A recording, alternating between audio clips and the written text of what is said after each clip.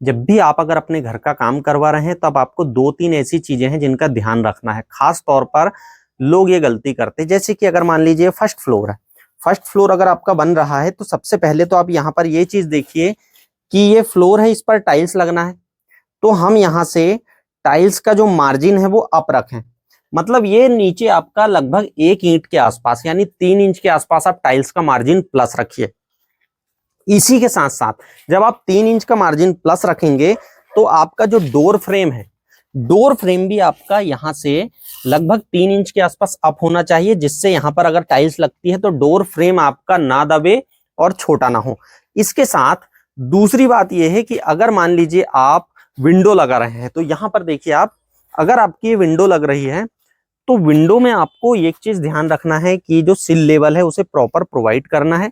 जैसे कि अगर आप यहां देखेंगे, यहां पर भी सिल लेवल प्रोवाइड किया गया है, तो ये प्रॉपर सिल लेवल आपको प्रोवाइड करना है। अगर इसके बाद ऊपर देखें हम तो ये होता है आपका लिंटल लेवल, इसे भी आपको प्रॉपर तरीके से प्रोवाइड करना है। और दूसरी चीज, आपके डोर फ्रेम की हाइट और विंडो की हाइट अगर फ्रंट में लगा रहे हैं तो दोनों चीजें सेम होना चाहिए। इससे घर की सुंदरता बनती है और साथ ही साथ आपके घर को एक अच्छा नया लुक मिलता है। इसके साथ अब आगे बढ़ें तो ये नेक्स्ट पॉइंट है जो आपको ध्यान रखना चाहिए, वो ये है कि जब भी आप मान लीजिए मार्जिन आपकी फाइनल हो चुकी है तो यहां पर इसके ऊपर अब बीम आना है। ऊपर जब बीम आएगी तो यहां पर आपको सीमेंट की स्लरी, जिसे घोल कहते हैं, अब आप लोग क्या कहते हैं कमेंट्स में जरूर बताइएगा, ये घोल आपको लास्ट एज पर पूरा घोल डाल देना है।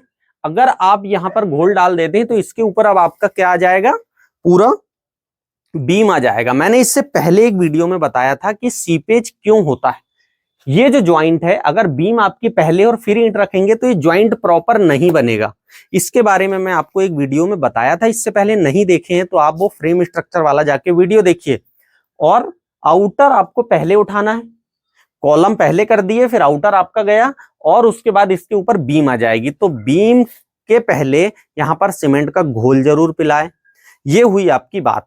अब इसके साथ साथ जब भी मान लीजिए अगर आप कहीं 4 इंच की वॉल बना रहे हैं तब 4 इंच की वॉल पे आपको क्या करना है, एक तो टाई बीम डालना है, यानी कि ये कोपिंग हुई। अगली 6 पर ये डाल देंगे आप फिर से कोपिंग, फिर यहां पर अगले 3 के बाद, यानी 3 के बाद आपको कोपिंग प्रॉपर डालना ही डालना है। अब बात आती है स्लैब की, कि अगर स्लैब के तैयारी हो चुकी है तो यहाँ पर जो भी आपने सेंटिंग किए हैं, ये अगर आपकी फाइनल स्लैब है तो इसे आप स्लोप में लें, जो भी सेंटिंग आपकी आपने किए हैं।